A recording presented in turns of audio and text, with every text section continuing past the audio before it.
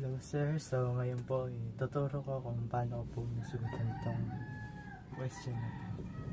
So yung first po is future value po yung hinahanap. So ito po yung formula ko, F equals to R open parenthesis 1 plus I close parenthesis raised to N minus 1 over I.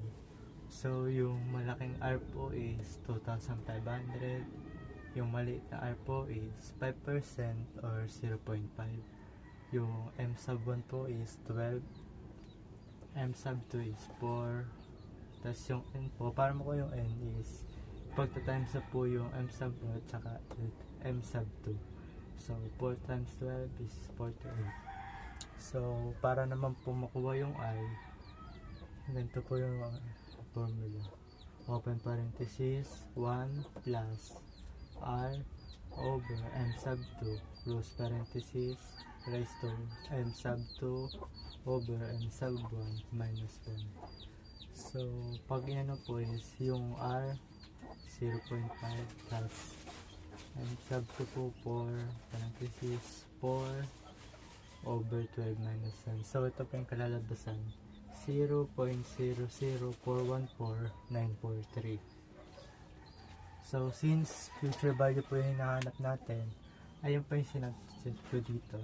Tapos, F equals 2,500 open parenthesis 1 plus 0.00414,943 close parenthesis raised to 48 since yung I natin is 48 tas minus 1 tapos over 0.00414,943 ayun yung I natin. Tas para po yung ginawa ko po is pinag-plus ko po muna tong nasa parenthesis 1 plus 0.00414,943 is 1.00414,943 raised to 48 equals 1.21989. Tas binaba ko lang po and 1.21989 minus 1 naman po. So yung kinalabasan po is 0.21989.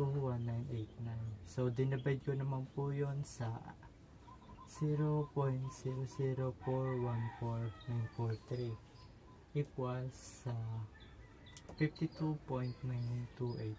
Tas times ko naman po yun sa malaking R natin which is 2,500.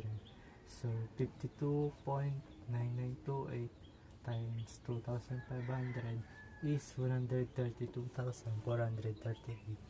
Thank you.